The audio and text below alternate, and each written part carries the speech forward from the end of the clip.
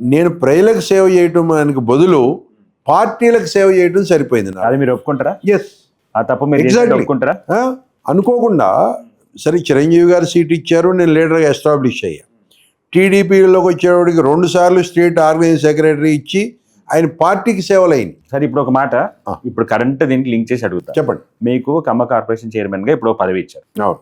అది కూడా సేమ్ ఇట్లాంటి ఒక స్ట్రాటజీ అని మీరేమైనా అనుకుంటున్నారా? అనుకుంటే చెప్పండి. అంటే ఒక సామాజిక వర్గానికి ఒక పోస్ట్ ఇచ్చి మిమ్మల్ని చేసినందుకు మీరు సంతోషపడుతున్నారా, లేకపోతే ప్రజలందరికీ యూనివర్సల్గా ఉంటే ఇంకొక పోస్ట్ రాలేదని బాధపడుతున్నారు? లే, ఒకటి చెప్తా బ్రదర్, అక్కడికి వచ్చేటప్పటికి నా పార్టీ, నేను నమ్మిన వ్యక్తి రేవంత్ రెడ్డి గారు, వారు వాళ్ళ గంగలో దూకమన్నా నేను దూకడానికి సిద్ధంగా ఉన్నా. కానీ పాస్ట్ లో ఇలాంటి మిస్టేక్స్ చేశాను అంటున్నారు కదా మీరు. ఇప్పుడు ఇలాంటి కాన్ఫిడెన్స్ రావడానికి గల కారణం ఏంటి? మిస్టేక్ చేశాను అంటలే నేనేది, వాళ్ళని నమ్ముకుని ముందుకెళ్ళాం. ఇవాళ ఈ పదవి నేను ఎప్పుడు అడగల వారిని, ముఖ్యమంత్రి గారిని అడగల. అవును. వారు ఏ ఉద్దేశంతో ఇచ్చారో, రమేష్ అయితే బాగుంటుందని ఇచ్చారేమో. నేను ఆ రోజు నుంచి వాళ్ళు కూడా నేను ముఖ్యమంత్రి గారిని కలవాల, టు ఫ్రాంక్. ఎందుకు కలవలేదంటే సమయం వచ్చినప్పుడు కలుద్దాం, అది వేరే విషయం. వారి ఆలోచనని మనం ముందుకు తీసుకెళ్లాల్సిందే.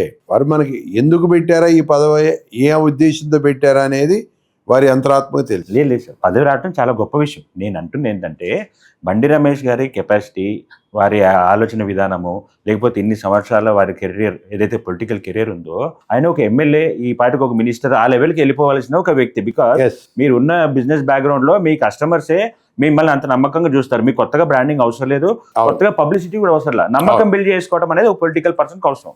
ఇక్కడ మీరు మీ బిజినెస్ ద్వారానే ఒక నమ్మకాన్ని పెంచుకున్నారు, బ్రాండ్ వాల్యూ కూడా ఉంది. మీరు కరెక్ట్ గా కాన్సన్ట్రేట్ చేసి వాళ్ళు ఎక్కడ ఉండాల్సిన క్యాండిడేట్, ఇది నాకు తెలుసు, మీ కాన్స్టిట్యూన్సీ ప్రజలందరికీ తెలుసు. కానీ స్టిల్ కూడా మీరు ఒక చిన్న, అంటే ఇది చిన్నదని నేను అన్నట్ల, కానీ మీరు ఉండాల్సిన స్టేజ్కి చూసుకుంటే ఖమ్మ కార్పొరేషన్ చైర్మన్ అనేది ఇవాళ నాకు దానికంటే చాలా తక్కువ అనిపిస్తూ ఉంది. ఇలానే మీరు టీడీపీలో వెళ్ళారు, అన్ని సంవత్సరాలు కష్టపడ్డారు, ఎమ్మెల్యే కాలేకపోయారు, టికెట్ కూడా రాలా. మళ్ళీ బీఆర్ఎస్ లోకి వెళ్ళారు, అదే పరిస్థితి, టికెట్ రాలేదు.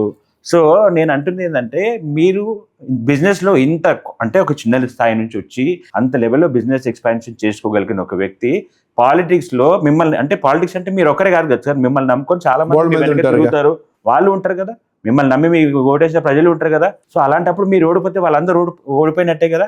వీళ్ళందరినీ గెలిపించేలాగా బండి రమేష్ గారు ఎందుకు ఆలోచించట్లేదు? ఇప్పుడు ఇన్ని రోజులు చేసిన తప్పుల్ని మీరు ఎట్లా రెక్టిఫై చేసుకోబోతున్నారు అనేది నాకు. నేనేది ఒకటి బ్రదర్, అదే నేను చెప్తున్నా. నేను పార్టీలోకి వచ్చిన 3 రోజులకే నాకు బీఫామ్ ఇచ్చారు కాంగ్రెస్ పార్టీలో. అవును, ఓకే, సరే పోటీ చేసాం, కొత్త కాన్స్టిట్యున్సీ అయినా 70,000 మంది దగ్గర ప్రజలు నన్ను నమ్మి ఓటేశారు నాకు. ఫస్ట్ ఆఫ్ ఆల్ ఆ రకంగా నేను కుకట్పల్లి ప్రజలందరికీ కూడా మనస్ఫూర్తిగా మీ ద్వారా ధన్యవాదాలు చెప్తా ఉన్నా. ఎందుకంటే నేను ఎవరో తెలియదు, ఇక్కడ కొత్త వ్యక్తిని నేను. అవును. అదే కృష్ణారావు అప్పటికే 2 సార్లు ఎమ్మెల్యే చేశాడు, ఆయన అంతకుముందు కార్పొరేటర్ చేసి, కౌన్సిలర్ చేసి, ఇవన్నీ ఉన్నాయి. సో అయినా 70,000 మంది ఓటు వేయటం మామూలు మాట కాదు కదా. కానీ మీరు మీ కాన్స్టిట్యున్సీ శేర్లింగపల్లిని అడిగి ఉండాల్సింది కదా. అంటే నేను శేర్లింగంపల్లి పరిస్థితులు, కానీ వాస్తవంగా ఈసారి మీరు శేర్లింగపల్లి నుంచి వచ్చుంటే విన్నింగ్ ఛాన్సెస్ చాలా ఎక్కువ ఉండేటివి కదా. ఉండేటివి కాదంటారా? ఉంటాయని నేను కూడా అనుకున్నా, కానీ మ్యాన్ ఏదంటారే, మ్యాన్ ప్రపోజెస్ గాడ్ డిస్పోజెస్. నేను శేర్లింగంపల్లి అడిగిన మాట వాస్తవం. బండి రమేష్ గారు లాంటి ఒక సక్సెస్ఫుల్ పర్సన్ కి మీరు చెప్పే ఈక్వేషన్ కన్నా, అంటే మ్యాన్ అనుకుంటే గాడ్ కూడా అదే సపోర్ట్ చేస్తాడు అనే ఒక ఇది ఉంది. చాలా మంది ఇన్స్పిరేషన్ యాక్చువల్ గా. ప్రతి దానికి మనకు ఒక సెల్ఫ్ సాటిస్ఫాక్షన్ ఉండాలి. రైట్. ఇక్కడ ఆల్విన్లో 320 రూపాయల ఉద్యోగంతో, ఇదే హైదరాబాద్, ఇదే సనత్ నగర్ రోడ్లో సైకిల్ తొక్కిన బండి రమేష్ వాళ్ళు ఈ స్థాయికి వచ్చామంటే I'm happy. You are happy, totally happy. డెఫినెట్గా. సరే, పదవులు వస్తుంటే ఎంతో మంది పెద్ద పోస్టులు చేసిన వాళ్ళు కూడా ఏమి పదవులు లేని వాళ్ళు ఉన్నారు. దాని గురించి అంటలా, మనకు సెల్ఫ్ సాటిస్ఫై. ఇక్కడ ఇంకోటి ఏంటంటే, ఒక వ్యక్తిని నమ్ముకుని ముందుకెళ్ళాలి. పార్టీలో కండవ వేసుకున్న 3వ రోజున నాకు బీఫామ్ ఇచ్చారు కాంగ్రెస్. ఎలక్షన్లు అయిపోయిన నెల రోజులకి ఇన్ఛార్జిగా డిక్లేర్ చేశారు. 6 నెలలకి పిసిసి వైస్ ప్రెసిడెంట్ చేశారు. 2 సంవత్సరాలకి ఒక కార్పొరేషన్కి చైర్మన్ చేశారు. I'm quite happy. అది చిన్నదా పెద్దదా అనేది కాదు, నన్ను నేను ఎస్టాబ్లిష్ చేసుకుంటాను. మేబీ అది ఒక కులం మేబీ ఉండొచ్చు, నేను కాదని అంటలే. ఎస్టాబ్లిష్ అవటానికి ఇప్పుడు నిన్నటిదాకా బండి రమేష్ శేర్లింగంపల్లి, కుకట్పల్లి, లేకపోతే సికింద్రాబాద్ కొంత ప్రాంతానికి తెలిసి ఉండదు. ఇప్పుడు ఖమ్మ కార్పొరేషన్ చైర్మన్ అనగానే 2 తెలుగు రాష్ట్రాలు మొత్తం తెలుస్తుంది. ఎవడరా ఈ బండి రమేష్ వచ్చేస్తుందిగా బయటికి. సో మనకు వచ్చిన ప్రతి అవకాశాన్ని మనం తీసుకోవాలి సార్. నేను ఇది మీకు చాలా గౌరవం కూడా, నేను అసలు దాన్ని ఎటువంటి మాటలో కించపరచట్లేదు. కానీ నేను అంటుంది ఏంటంటే మిమ్మల్ని అక్కడ చూడాలనుకునే వాళ్ళందరికీ వస్తుంది ఆ రోజు ఇదే కూడా ఉందా? వస్తుంది. ఆ రాజకీయాల్లో ఓర్పు చాలా కావాలి. Sir correct. మీకు చెప్తున్నా కదా 2008 నుంచి ఆల్మోస్ట్ అవును. 26 18 20 ఇంకొకటి ఏంటంటే సార్, అంటే నేను అబ్జర్వ్ చేసింది మా బ్యాక్గ్రౌండ్ ద్వారా వచ్చిన న్యూస్ ఏంటంటే ప్రతి రాజకీయ నాయకుడికో లేకపోతే బిజినెస్ మ్యాన్కో ఎక్కడో ఒక కాంట్రవర్సీ అయితే టచ్ అవుతుంది సార్, ఏదో ఒక పాయింట్లో. ఎందుకంటే it is a competitive world. Yes మనల్ని అభిమానించే వ్యక్తుల కంటే ప్రత్యర్థులు ఎక్కువ మంది ఉంటారు అవును కాబట్టి అవును డెఫినెట్ గా కాంట్రవర్సీలు వస్తాయి. కానీ బండి రమేష్ గారి లైఫ్ లో ఎక్కడ చూసుకున్నా, ఒక బిజినెస్ మ్యాన్ గా చూసుకున్నా, ఒక పొలిటీషియన్ గా చూసుకున్నా, మేము ఇవాళ క్వశ్చన్ చేద్దాం ఆ టాపిక్ మీద ట్రై చేసినా కూడా ఒక్క కాంట్రవర్సీ కూడా దొరకట్లేదు. అదే చెప్పే ఇది వస్తుంది కదా సార్. అవును.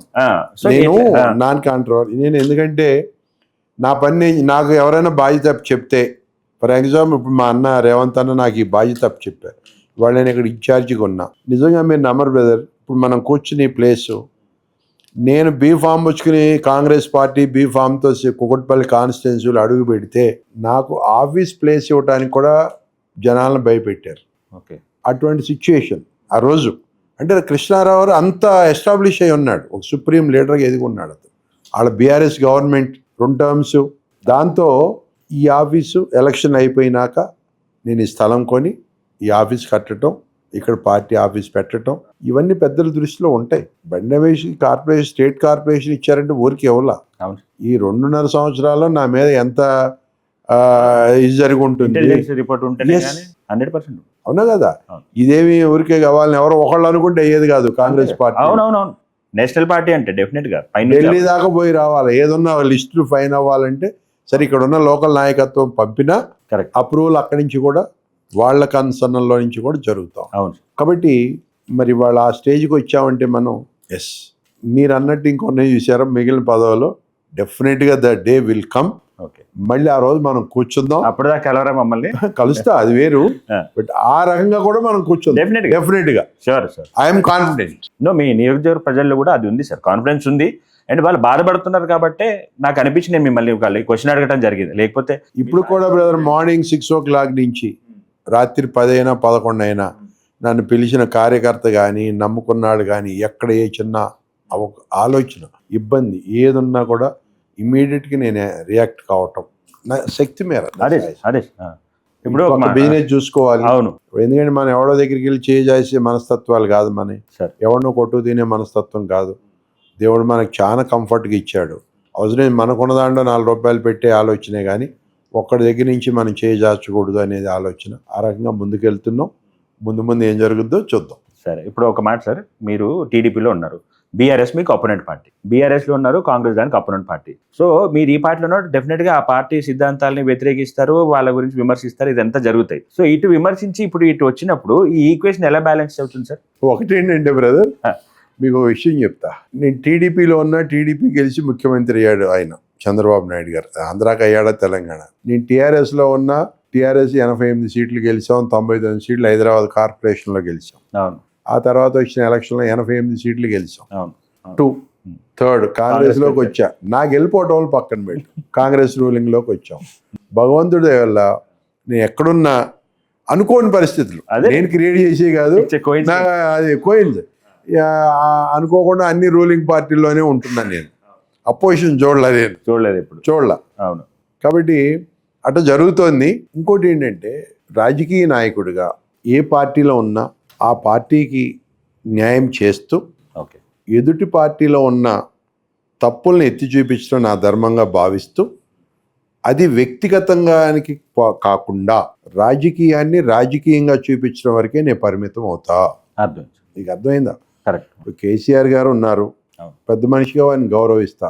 కానీ వారి వల్ల పార్టీకో ప్రజలకో రాష్ట్రానికో జరిగిన అన్యాయం ఉంటే డెఫినెట్గా నా స్పీచ్లో నేను చెప్తా 100%. అంతేగాని వ్యక్తిగతంగా నేను వారిని దోషం చేయాల్సిన అవసరం లేదు కదా. ఇగో కేసీఆర్ గారు నీ వల్ల ఈ తప్పు జరిగింది ఈ రాష్ట్రానికి, ఇగో నీ వల్ల ఈ వర్గ ప్రజలకు అన్యాయం జరిగింది, రైతులకి ఈ రకంగా అన్యాయం జరిగింది, లేకపోతే ఎంప్లాయీస్కి ఈ రకంగా అన్యాయం, అది చెప్పడం తప్పు కాదు. అంతవరకు నేను పరిమితం. అంతేగాని నువ్వేదో దోపిడీ చేసావు తిరిగి అవి నాకు అనవసరం. అందుకని మీరు పార్టీ మారినా మీకు ఎప్పుడు అటువంటి ఇది లేదు. నేను ఎప్పుడు కూడా నా ఆలోచన అదే, నా చూపు అది. ఏది సిద్ధాంతపరంగా వాళ్ళు చేసిన తప్పులు ఎత్తి చూపించడానికి నేను ఎప్పుడు వెనకాడను. ఏ పార్టీ వాళ్ళైనా కూడా, ఈవెన్ మా పార్టీ వాళ్ళైనా కూడా అన్న ఈ తప్పు జరిగింది. మా మేడం గారిని కలిసినప్పుడు కూడా, మా మీనాక్షి మేడం గారిని, ఆవిడ మా ఇన్ఛార్జ్, సరే మా దగ్గర ఉన్న ఫీడ్బ్యాక్ ఏమైనా ఉంటే we suppose to transfer. So ఆ పరిస్థితిలో కూడా వెళ్ళి "ఇగమ్మా, ఇది ఇక్కడ ప్రాబ్లం అనిపిస్తోంది, ఒకసారి దాని మీద ఆలోచన చేయండి, లేకపోతే మా ముఖ్యమంత్రి అన్న ఇక్కడ ఇదిగో సిటీలో ఇంకా మనం ఇది చేస్తే బాగుంటుందేమో, లేకపోతే ఇది ఇట్లా ఉంది ప్రజల ఆలోచన" ఓకే చెప్పడం మా ధర్మం. Right. And at the same time ఇప్పుడు కేటీఆర్ గారు ఉన్నారు, వారితో కూడా నేను సన్నిహితంగా ఉన్నా. అట్లానే కేటీఆర్ గారు ఆయన చేసిన తప్పులను ఎత్తి చూపించుకొని ఎందుకుంటా నేను? 100%.